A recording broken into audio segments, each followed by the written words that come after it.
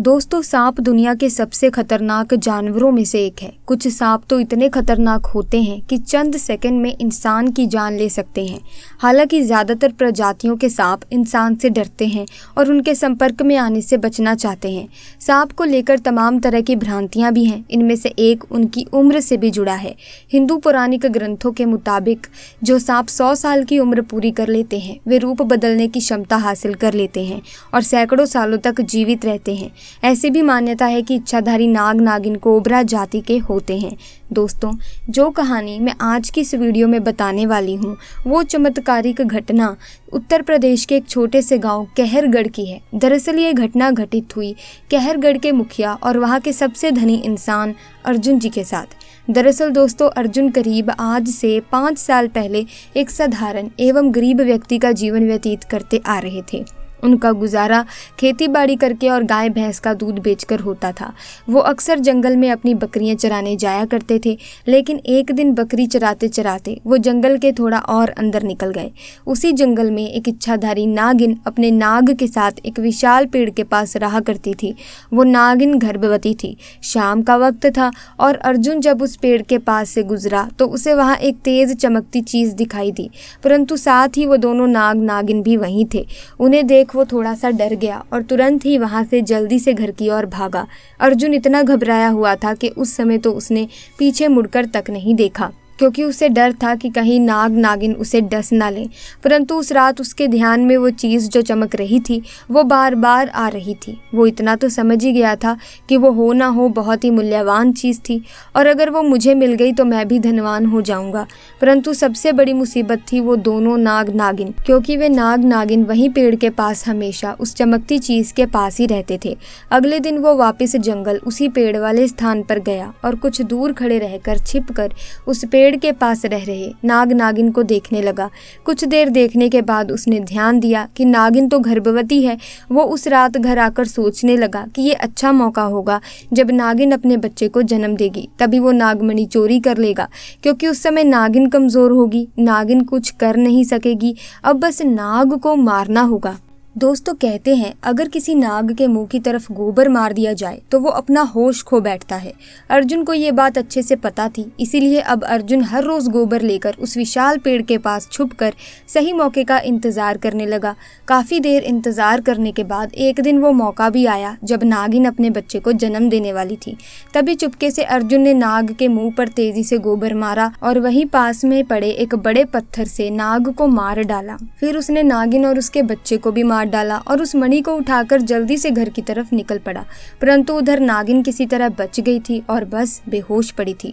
जब नागिन को होश आया और उसने अपने बच्चे और पति को मरा देखा तो उसके दुख दर्द का ठिकाना नहीं रहा। वो उस समय गुस्से से पागल हुए जा रही थी और उसने अर्जुन से बदला लेने की ठानी। दोस्तों, नागिन अपने नाग का बदला किसी भी हालत में उस व्यक्ति को मारकर जरूर लेती है जिसने उसके नाग को मारा हो, और यहाँ पर तो सामने उसके पूरे परिवार को ही मार डाला था। अब तो नागिन के क्रोध का कोई ठिकाना ही नहीं था, परंतु मणि चली जाने के कारण वो अपनी शक्तियों का प्रयोग नहीं कर सकती थी, पर अभी भी वो अपना रूप तो बदल ही सकती थी। इधर अर्जुन को जैसे ही मणि मिली उसका पूरा जीवन ही परिवर्तित हो गया। उसकी फसल इस बार काफ़ी अच्छी हुई और काफ़ी महंगे भाव में भी बिकी। उसकी तो जैसे मानो लॉटरी लग गई हो, क्योंकि जो भी वो धंधा कर रहा था उसे हर जगह से लाभ मिल रहा था।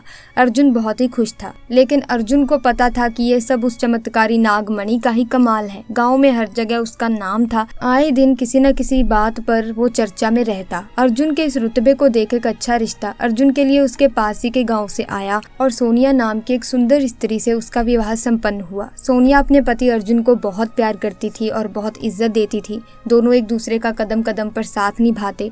उनकी जोड़ी गाँव में मिसाल बन चुकी थी। दोनों का जीवन बहुत ही सुखमय गुजर रहा था।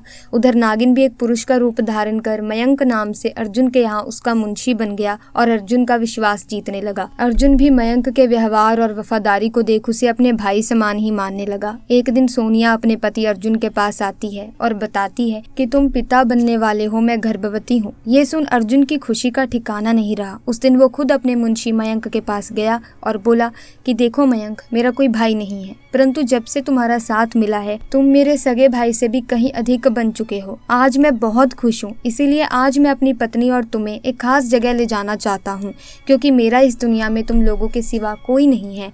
और वो अपनी पत्नी और मयंक को कार में बिठाकर गांव के कोने में ले जाकर कार एक छोटी सी कुटिया के सामने रोकता है और बताता है कि जब वो छोटा था तब इसी कुटिया में उसकी माँ की जान उसे जन्म देते ही चली गई थी। उसके पिता तो पहले ही गुजर चुके थे।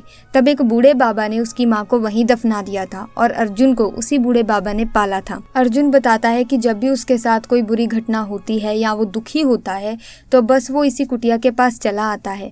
यहाँ उसे अनोखा सुकून मिलता है। अर्जुन आगे बताता है कि आज तुम दोनों को मैं इसीलिए यहाँ लाया हूँ क्योंकि तुम दोनों अब मेरी जिंदगी का एक अहम हिस्सा बन चुके हो। दोस्तों, ये सुन सभी की आंखों में पानी भर आता है। कुछ देर रुकने के बाद जब वे वापस पहाड़ी से होते हुए घर को जाते हैं तो अचानक उनकी गाड़ी पहाड़ी पर एक बड़े पत्थर से टकराती है और गाड़ी को जोर का झटका लगता है, जिसके कारण अर्जुन तो कार में ही फंसा रहता है, परंतु उसकी पत्नी सोनिया पहाड़ से नीचे गिर एक पेड़ पर अटक जाती है और उस पेड़ के ठीक नीचे बहुत ही गहरी खाई थी। दोस्तों, वो रात भी कार्तिक पूर्णिमा की ही थी। मयंक अपनी शक्तियां पाकर पुनः नागिन रूप धारण कर लेता है। अर्जुन मयंक को देख चौंक जाता है क्योंकि मयंक अब नागिन में पुनः बदल गया था। वो नागिन अर्जुन को बताती है कि कैसे ठीक किसी तरह वो भी इस स्थिति में फंसी थी जब अर्जुन ने उसका पूरा घर संसार लूट लिया था, उसके पति और बच्चे को मारकर, और आज मेरे पास बदला लेने का अच्छा मौका है। अर्जुन घायल गाड़ी में फंसा हुआ था। रो रो कर नागिन को बोलता है कि भले मेरी जान ले लो परंतु मेरी पत्नी गर्भवती है, उसे छोड़ दो। परंतु तभी उस नागिन को अपनी वही स्थिति याद आती है कि क्या होता है जब कोई अपना छिन जाता है। ये जिंदगी का सबसे बड़ा दुख होता है। नागिन ने अर्जुन का उसकी पत्नी के प्रति सच्चा प्यार देख उसे माफ कर दिया और सोनिया को उस पेड़ से निकाल बचा लिया तथा दोनों को हॉस्पिटल खुद वापस जंगल में उसी विशाल पेड़ के पास चली गई। जब अर्जुन हॉस्पिटल से स्वस्थ होकर अपनी पत्नी के साथ घर वापस लौटा तो उसे अपनी गलती का एहसास हुआ और उसने जाना कि उसने कितनी बड़ी गलती करी है। वो नागमणि को लेकर उसी विशाल पेड़ के पास गया और उस पेड़ के पास उस नागमणि को रख फूट फूट कर रोने लगा और शाम को घर वापस भी आ गया। इसीलिए दोस्तों, कभी भी ऐसी गलती नहीं करनी चाहिए जिसका आपको पछतावा जिंदगी भर रहे, और कभी भी नाग नागिन को मारने की भूल तो कीजिएगा ही मत, क्योंकि जब आप किसी साधारण सांप या फिर इच्छाधारी नाग नागिन को मारते हैं तो दोस्तों आपकी कुंडली में काल सर्प नामक योग बन जाता है, जिसकी वजह से आपके बनते बनते कार्य बिगड़ने लगते हैं।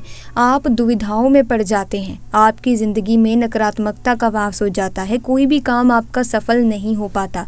तो ऐसे में कभी भी किसी भी सांप को मारने से पहले 100 बार सोच लीजिए, और अगर आपको कहीं पर सांप दिख भी जाए तो उसे हमेशा भगाने की ही कोशिश कीजिए। सांप को कभी भी मारने की कोशिश मत कीजिए, वरना आपको बहुत बड़ा पाप लग जाएगा, ऐसा पाप जिससे आप जिंदगी भर नहीं छूट पाएंगे।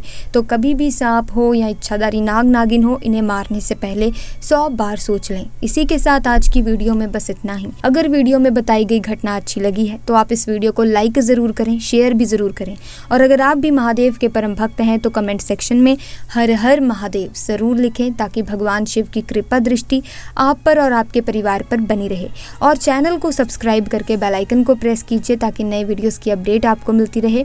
हम मिलेंगे जल्द ही, तब तक के लिए आपका बहुत बहुत धन्यवाद।